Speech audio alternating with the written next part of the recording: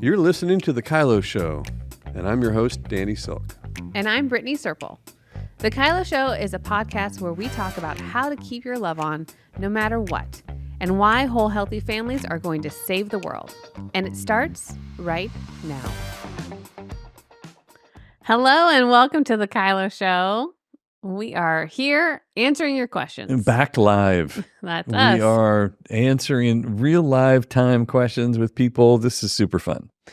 It is super fun. And I love the practicality of all of them that are coming through, and just it's fun to hear. Yeah. It's fun to feel more connected to our audience and feel helpful. And the questions are great because they're relevant to so many of our listeners. You know, it's not just this particular situation. They apply across the board. So yeah, let's get going. Let's jump in. Hello, Jordan. How are you doing today? Hey, doing well. Well, thanks so much for joining us. We're excited to have you with us here on the KYLO Show. Yeah, thanks for having me. Hey, Jordan. Good to see you again. Hey. So we heard that you've got a great question, and we would love to hear it so we could help.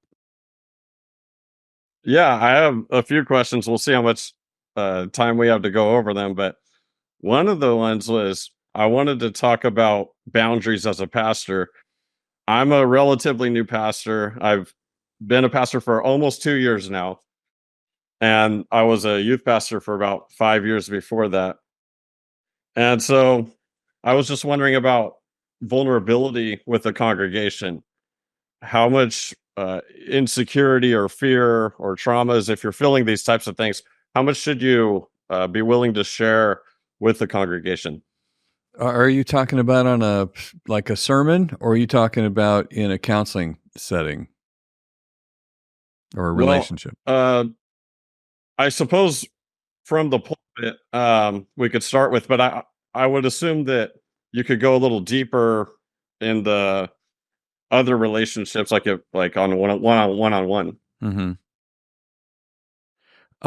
Well, I think that you can share enough to make you human, but don't share so much that you become needy.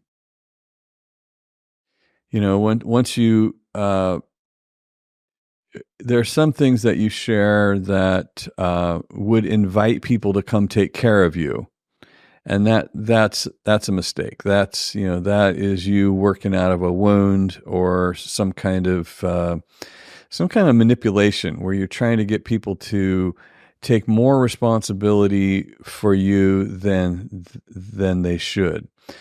On the other hand, sharing, about a mistake that you made or a lesson that you learned or a victory that you have, then that adds credibility to your message, and it also helps you just relate to everybody in the audience. But, I would never talk about a current thing that you're going through that is unresolved, because you're inviting people that you're supposed to be feeding into feeding you. Does that make sense? Yeah, that makes a lot of sense. Great. And so I'm also trying to build a culture of honor within the church. And I noticed that a lot of people are into this, I would call it punishment paradigm habits, such as complaining a lot, or they gossip. And it's sort of secretive. So a lot of times you can't really pinpoint who's doing it, but I know it's within the culture. I was just wondering, how do you champion changing the culture to a culture of honor where when people are refusing to stop doing these types of things? Well, I think it's symptomatic of something else, so I would be trying to figure out like what is the need they're trying to get met by complaining or backbiting or whatever, gossiping. There's there's an insecurity in there. There's disconnection in there. There's a low value for relationship in there. So I'd be sorting around really, and then I would be teaching to the solution more than to the problem. Because if you spend your time trying to identify and extract all the problems, you spend your time focused on and exalting the problems. I had a buddy in Mozambique. He worked with Heidi Baker's ministry. His name's Pastor Serpell, and I asked him about something similar to this. I said, man, what do you do about all these people problems and all this stuff going on, all these people? We have, 5,000 people in our church and all these problems. He says, problems? We don't look at problems. What you look at gets bigger. We look at God. And I'm like, oh, that's a great solution. And he's obviously not a pastor. He's an apostle. But it was a great lesson because he's absolutely right. What you look at, what you turn everybody's attention to gets bigger. So make sure that you're pointing people to God, solutions, love, honor, not backbiting, gossip, lying, fear. Because if whatever you look at gets bigger. I remember Ben was he worked a job where the leader over him, someone would make a mistake and he'd spend the entire staff meeting talking about that mistake, and he wouldn't point that person out solely, but he would just talk about the problem, and then he would talk to Ben about how he wants to build this culture of honor and it's not working. And Ben says, well, that's because we're not talking about what a culture of honor is. We're just talking about all the problems that you're frustrated at, which is exactly your point. Mm-hmm. But I think that's if you are new to this culture or coming in and it's now your culture that you're developing, which sounds like it's somewhat new to you 2 years in, it's like moving a cruise ship. I mean, it's going to be a minute. It's going to take a second for you to reroute that huge ship to a different direction than where it was acceptable to act or be before. You're trying to develop something different. So I think the more you get to focus on where you're going, what you're building, and even the patience of, I am turning this massive, huge thing a different direction. And I would be encouraging those that are with you and helping you turn that culture rather than pointing out the ones that aren't. And sometimes in order to really notice that you're turning a giant ship, you have to look behind you and see the wake, because the ocean looks the same in front of you everywhere you look. So you look at the wake behind you, you go, yeah, we're turning. We're doing better today than we were yesterday. We've made some adjustments. And so super helpful to be patient, keep saying the same things over and over and over and over and over and over and over, because that's really how people learn, is through repetition. And I wouldn't be pointing to any of the things that are irritating you. I would be speaking to the solutions and how they actually are a part of biblical character fruit. And that's what we're after. Yeah, well, I may have made a couple mistakes, maybe making some changes too quickly, or maybe taking the front with the changes instead of having my counsel do it. I'm not sure, but whatever the case, I did cause a lot of the people to be disgruntled with some sound changes that I made. And I even got some hate mail, and I had to ignore the hate mail completely. I never even addressed it from the stage or anything, but the council did write a letter condemning the hate mail, but I felt like I did a good job at ignoring that. But I was just wondering, Danny, did you have this happen before Bethel, when you were a lead pastor? Did you have several years where you were trying to change the culture? Well, I think any leader comes in and begins to share what's important to them and the vision and destination that you're going to. One of the painful things in leadership is that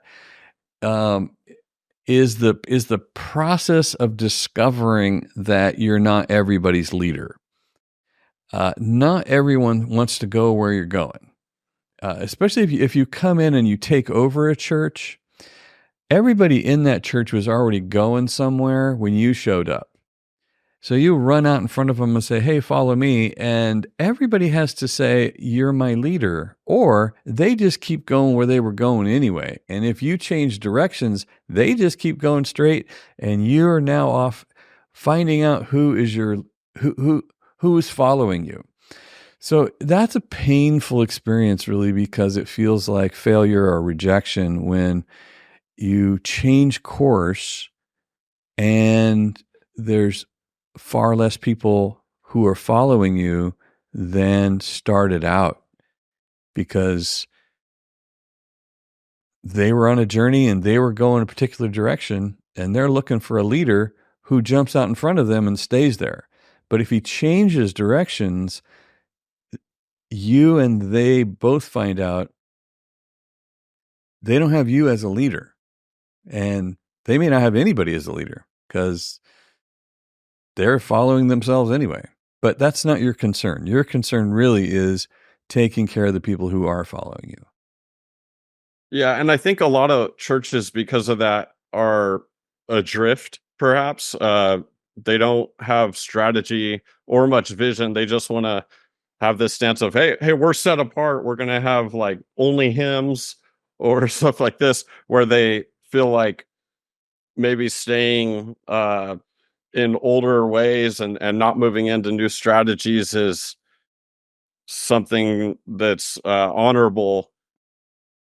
Sure, but I mean, you're looking for people who are going where you're going. That's really who you're a leader to. I wouldn't concern myself with anybody that isn't following you, because they're, it's super frustrating. And if you find yourself, trying to talk somebody into changing their ways because you're in the pulpit and they were in the church when you got there, it's a power struggle. A lot of pastors will discover, when they come into a church that's already established and they were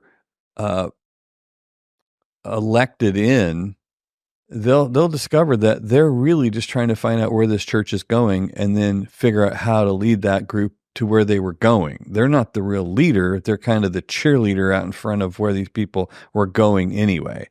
And that's really strong in denominations, where denominations are pretty dogmatic about their course and their vision. If you plant a church, you can blow the trumpet and everybody comes, and really they've come to see if you're their leader. They didn't come to commit to the church. They came to see if you're their leader. And a year later, 2 years later, you discover that you have a very different congregation than the one you started out with. This is good information. I was thinking about Jesus Culture has a podcast that's all about like the pastor's podcast. Mm-hmm. And that might be another place for you to pull from, Jordan, just in the dynamics of politics in church and having wisdom. So I would recommend that their resource, because they bring in all sorts of pastors that are probably walking through different sizes, seasons, and all of that, and leading people well, which is definitely what I hear in your heart to do this well. And that's awesome. So thank you so much, Jordan, for your time and joining. We got through some of your questions. I don't know if we got through all of them or not, but we you could always call back and do it another time. We'd love to have you. But yes, we are out of time on our question section. But again, Jordan, thank you for stewarding this well and leaning in and throwing your questions out here on the KYLO Show. Really God do bless you, appreciate man. it. Yeah, this was helpful. Thank you. Awesome. All right, buddy. See you later. Bye-bye.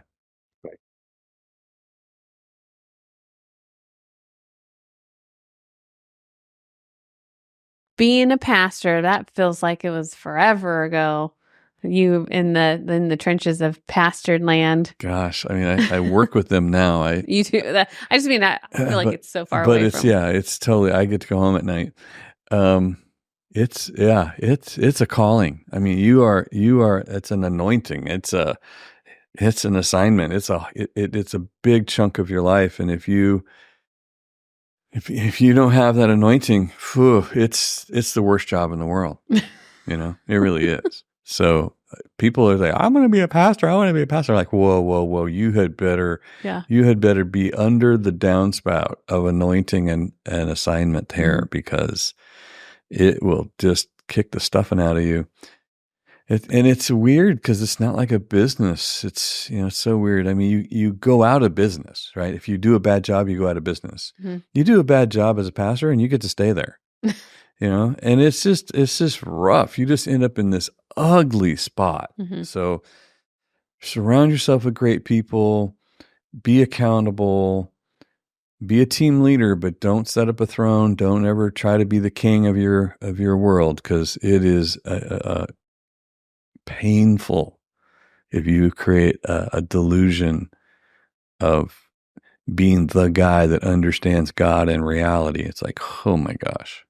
But churches are designed for that to happen. So be very diligent to be accountable.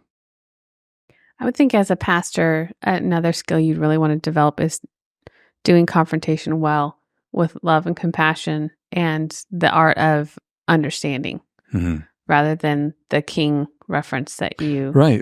And part of being accountable is you know how to hold people accountable, but you know how to adjust in accountability, meaning that I've learned how other people are experiencing me, and that is not how I want that to go. So the king will say, you adjust. Actually, everyone adjusts. All my elders adjust, my board adjusts, my staff adjusts, everybody adjusts. I'm the tuning fork. Like, no, Jesus is the tuning fork. You're just one of the adjusters. Or you think you're Jesus. And that's where the wheels come off of this. And it's not obvious to begin with. I mean, there's symptoms, but it's usually 10 years in. And that's pretty entrenched. And you've surrounded yourself with encouragement, Yeah. And there's a few people that come in and you go, Jezebel, or whatever your favorite, whatever your favorite judgment is. Of someone.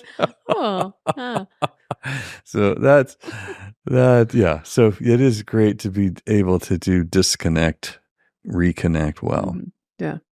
I am reminded of a story of a friend of ours that's a pastor that had someone that was going around their church kind of causing this friction and, gossip and different things, to the point where there was rumors of a church split type of situation. And he actually went and invited this man to coffee to sit down and talk to him like, hey, what's going on? But he led with, have I hurt you? Have I scared you? He did an excellent job of not being the king and looking for, do I need to adjust? Is there something I'm unaware of that has happened? Because I want to protect this relationship. And I'm not hearing that I'm having everyone experience me this way, but you seem to. And it was a great conversation. It went really well. This man repented and pretty much said, I've never experienced a leader being willing to ask these questions of me. And now he's one of his biggest advocates. Yeah. Which that's my point of being able to do confrontation well with the goal of understanding. Totally. And I want to protect this relationship, which is what we need from our leaders. And our parents, which are our initial leaders. And parents usually are terrible at that.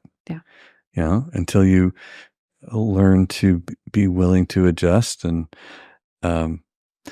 some parents, I mean, a lot of people seem to have had parents that were bad at this, and now they're all jacked up with their issues of leadership. But it's a skill of maturity and compassion, and clean up your mess. Yep, it's good stuff. Good question. We don't get too many about pastors. I know. That was great. I mean, it was good. I spend a fair amount of my time with pastors, helping them and their leadership teams and staff teams, and they're amazing people. They are really amazing people, and they are just doing their level best to create whole, healthy environments. And then they just hit a wall and they don't know. They just don't know. Yeah, it's true. So I love working with them. Yeah, that's good. We also have someone we love working with. We do. Which you said we love working with them. We love working with pastors, and we love working with our sponsor for the KYLO Show. That's a very nice segue. That was very good. Oh, you do like it? Yeah. Well, Pro-Life Coffee Roasters is who is sponsoring the KYLO Show. And they have done a phenomenal job of partnering with pro-life companies and companies like Loving on Purpose that are chasing after whole and healthy families, which pastors love coffee. I haven't met a pastor that doesn't like coffee. I know. Maybe Justin Stockman. I'll call him out right now. Okay. He doesn't like coffee. He drinks tea. He stopped drinking it because of health reasons. So Okay, it's really not fair to eat on a him. guy because he's Come on, Justin. trying to be healthy. I can't be mad at him, but he probably would love this coffee. Pro-Life Coffee Roasters are doing a fantastic job. I mean, I am just sipping on this cup of coffee. I think I'm just going to sniff the cup when it's empty. It's so good because you love it so much. So much. Well, if you're interested in getting Pro-Life Coffee, you would go to prolifecoffeeroasters.com/KYLO and you'll get 15% off. Just like that. Just like that. Just like that. So you might want to check them out because we're going to go into our next question now. Okay. So grab a cup of coffee and join us. Hello, Amy. How are you doing today? Hi, Brittney. Nice to meet you. Yeah, it's nice to meet you. Thanks so much for joining us on the KYLO Show. We're excited to have you. Pleasure. So we heard that you've got a great question for us. We'd love to hear it. Sure. I have been wondering for a while about judgment. So, judgment to me is quite a natural human trait, but it can come in, obviously, there's a big spectrum there. And I'm not sort of talking about discernment, but judgment. And so what I'm wondering is it being so pervasive, if left unchecked, I'm wondering how we can encourage a posture of curiosity rather than that judgment. So, and I'm talking about sort of family life with teenagers, tweenagers, as well as in the classroom and with colleagues, because it seems it to be just everywhere. And I kind of feel like in the moment, there's some things we can be doing, but I'm talking about almost proactively in the lead up. Like, what are the things that we can be doing and encouraging as a posture, as a way of being in terms of curiosity? Just to clarify, it sounds like maybe you're in the sphere of education, potentially. Is that what you do? Yeah. And then teenagers, is that the age group in which you're helping with? Is somewhere in there? No, actually, the teenagers are my kids. But classroom, I'm in primary school here. Okay. So that's, foundation all the way to 6, which is quite cool because they're little sponges still. Yeah. And there's lots we can be doing. Yeah, that's great. I mean, I love that you are looking at the more proactive approach because it's not usually where we're in it. It's usually hitting us. And so then that's how we're talking about it. But, being curious is kind. And, I have great value for asking questions. And I think part of how we develop this in our kids is, if I hear about an exchange with my kids or at school or whatever happened and they come home with hurt and they don't know how to justify it. I think with kids especially, there's something that happened and they don't know why. And so our human nature is to make a reason for it, and sometimes it's not. We fill in the blanks poorly, and so we come up with a story that we tell ourselves, and then sometimes that turns into a permanent filter or one that lasts for a really long time. And here we are. We have criticism is what leads us first. So teaching questions of, oh man, that sounds like a really rough day. What happened? Oh, is that something that normally happens with that friend? Do they normally say those things? I mean, even to lead with maybe they had a bad day and that bad day got on them and then got on you rather than they're bad, and we write them off. So I I think of questions as teaching them to ask questions about the situation rather than make the assumption that they're just mean people. And so with the younger age, I think that that's probably a great thing to start teaching is as asking questions about, is this, so do they normally talk to you on the playground? Do they normally not sit next to you? Oh, it sounds like maybe they were having a bad day. And so even changing the narrative, helping them change the narrative to a more curious stance rather than it about them. That's more from the child's perspective. And even teenagers, I would lean into that. Like I remember walking through a situation with our daughter and, something happened with a friend of hers that isn't normal. And she was really hurt and didn't know what to do. She wanted to immediately stop trusting her, push her away. And so I just started asking questions. And then she starts realizing, oh, there's been a lot of things going on. And this is not her normal, but she seems more withdrawn. What's going on? So then she started asking different questions and was able to find empathy. And, found out that there's some big family stuff going on. And now our daughter is able to look at what was normally hurt, what she thought was directed at her. And then she met with judgment. She's seen, oh gosh, you are in pain. And I want to be a really safe place for whenever you're ready to come back over here.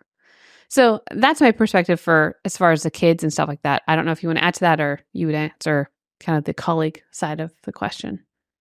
Well, I think the human nature piece of being judgmental is also a defensive posture. Like, when I get judgmental with you, it's so that I can stay in control of reality. So, when I judge you, I am God. This is why we're not supposed to judge each other, right? Because I have decided you are bad, your motives are bad or good, whichever way, whichever judgment. Like, I approve, I disapprove, you're jealous, you're greedy, you're generous, you're kind. Judgment is the expression I have of my reality. But if you move it below that and you say,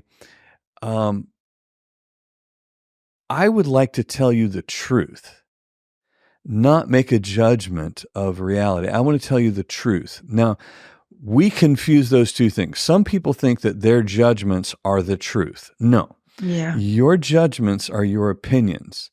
The truth that I don't know about you, that I need to know, that will really help me in my relationship with you, is your experience of me.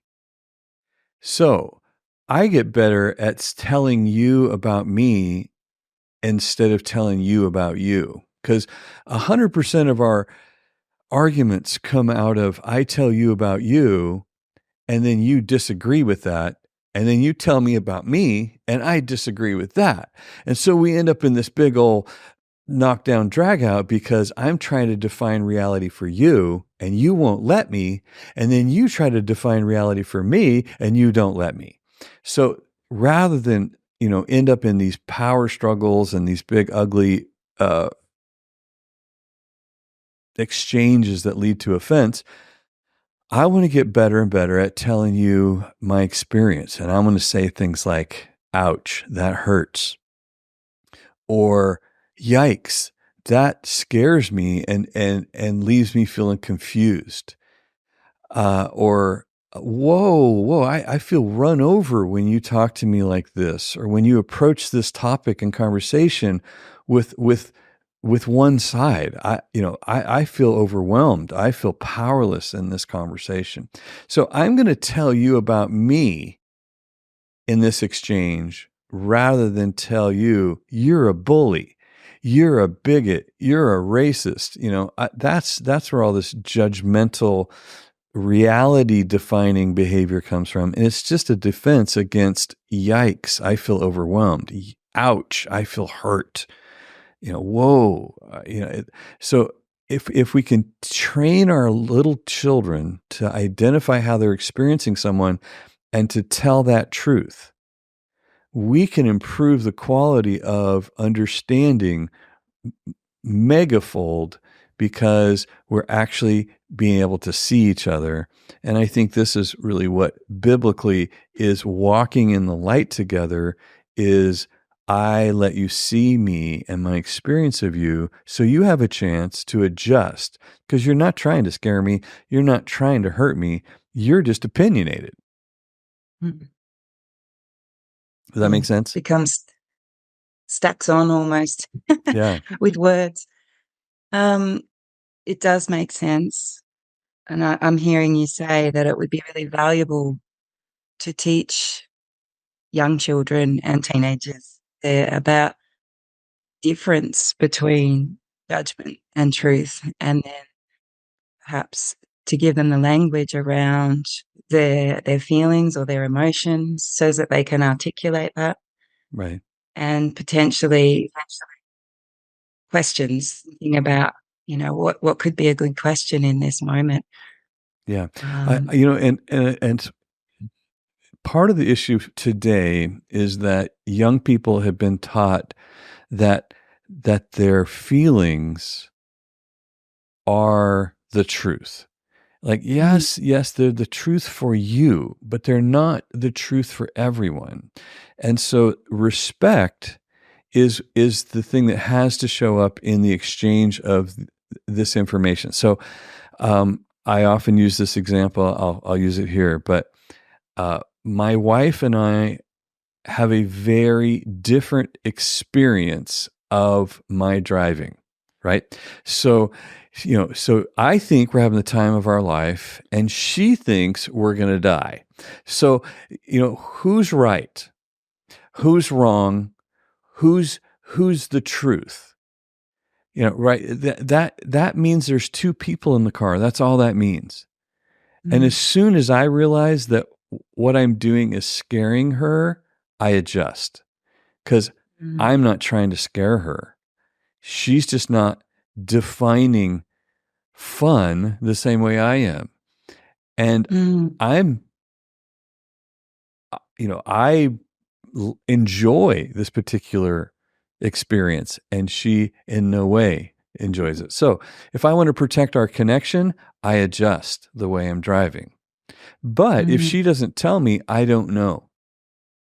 So that's so the exchange of this truth builds trust in our relationship. But if I think that my opinion is truth, then I have to prove that you're a bad person because you don't agree with me. Yeah, and there goes the connection. And this is why it's so dangerous to judge. Mm-hmm. Yeah. And and I don't know how much time you've got, but with regard to colleagues who are adults working in an environment with children, we have situations where, and it's probably in every work environment, where there's a dominating, influential group of people. And if their stance is judgment, because maybe for similar reasons, it's an expression of their reality, but how do we encourage a different way of approaching challenges? Because I feel like it can become hallway conversations, and then that feeds into the rest of the culture. Sure. I mean, this is kind of the whole biblical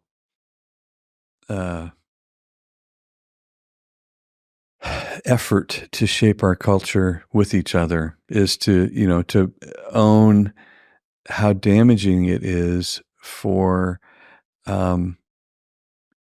anyone to gossip and backbite and judge and be bitter, because all that leads to disconnected relationships. So if the culture of our environment values being right over being connected, then we are finding ways to disprove one another and to exalt our opinions. But if the culture is about protecting our connection to one another in unity and defining that as a win or right, then we have different behaviors and we have different things that we'll be accountable to, and we have different ways that we'll adjust to protect each other while we disagree and or we learn from each other.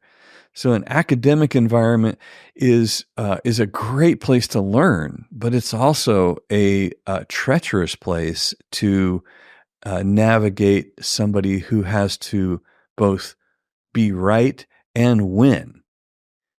So that would be where I would give somebody some feedback as to, ouch, I feel hurt when you come at me like this. Or, yikes, I feel scared when you get so disrespectful in our disagreements. Somehow I need to let you know my experience of you with the hope that you care about our relationship. Mm. And if you're not in a Christian environment, I think even the same would go as, ouch, that's painful to hear you talk about a student that way. Because I think even sending them the clear message of you don't want to participate in this spreading or that culture in which they're inviting you into. So I think, I don't know if you're in a Christian environment or not, but I think you get to give clear feedback of, yikes, I'm scared when you talk about kids that way when we're supposed to be the safest place for them to learn. I'm not sure what your goal is in that approach. In any education environment, they're going to have, their mission statement or their core value statement or their whatever. And feedback could be consistent with like that, yikes, that feels very disrespectful. Mm-hmm.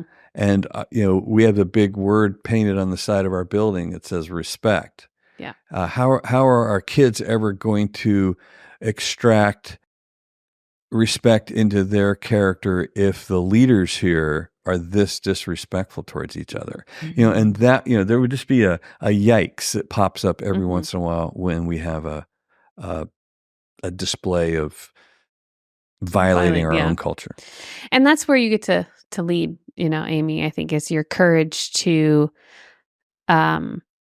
tell the truth without judgment. And if they say, I feel like you're judging my intentions, I'm just letting you know how I experienced that. I'm not trying to judge anything. If you are trying to communicate something differently, I'd love to hear it.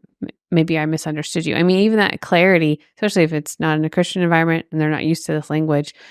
But I think that you just start to put on display what your goal is for protecting this culture and what you want to be around and foster and develop when it comes to telling the truth and not judgment. So great questions. Really good questions. Thank you, so Amy, much. so much. That was great. Appreciate you being on the show.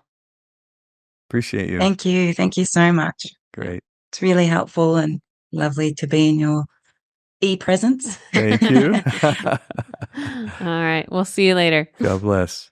Thanks. Bye. Bless you too.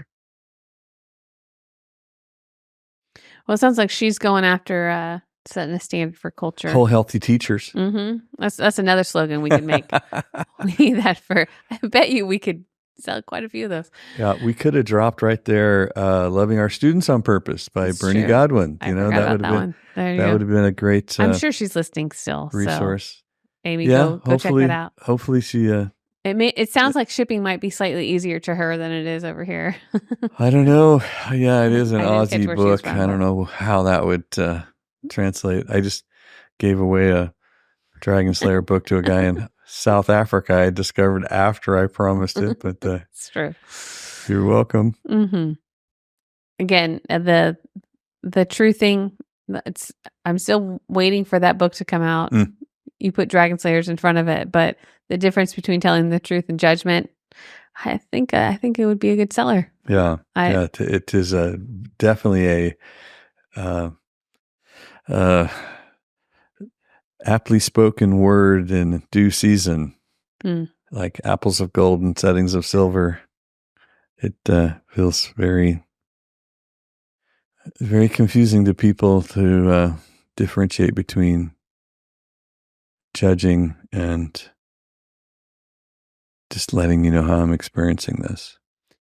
And, now more than ever, our awareness of our emotions, our triggers, how we feel, how something makes us feel, has been brought to light. And there's some beautiful places of it. It's, I think a lot of generations, maybe even yours, had to stuff it, Yeah.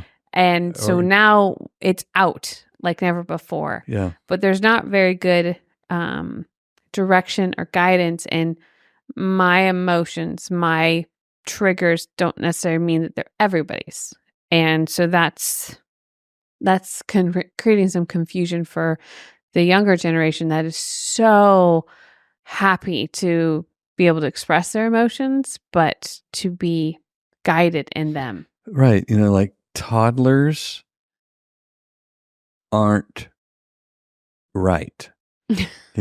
They're experiencing something, but they do not get to set the table. They do not get to set the culture or the behavior of the family. They will be shaped. Now they're having a hard time, expressing what's in there. They're letting us know something, and we're like, okay, we're paying attention to what's going on there, and we are adjusting.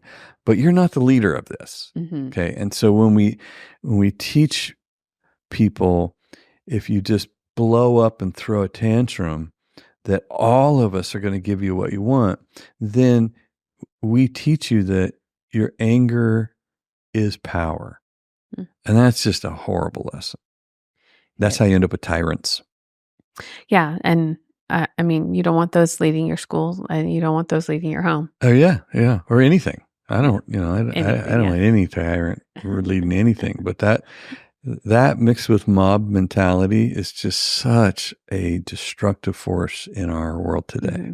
It doesn't create a place of safety for us to even want to tell the truth of how, or to show up. They'll let you see me. Yeah. Because I'm so afraid that if you don't agree or like what I say, then I'll be dismissed, or I will have evil intent, and I will be a target. And so it's hard to protect something that you care deeply about, or to hold a standard when you're always the bad guy. When my heart intention is to stay connected, but also express when I'm being hurt by you. Yeah. And having an environment that doesn't know the difference of, that you're feeling an emotion versus exploding your emotion makes it hard to do that. So, but I love that Amy is really chasing after kind of I'd want her a new standard in all of wherever she is, whatever country. We didn't catch what country she is. Nope. I should know better. Ben would be like, that was exactly, he knows the difference between Australia, New Zealand, and South Africa. And I'm like, I don't always know. Sometimes it's like a 50-50. So I don't want to guess. Yeah. But I do, it's a good question. It's a good question to talk about, a good question to know the difference. And again, I'm waiting on that book of the Truthing session. So you gotta work on that. I'm working on it. Okay, great.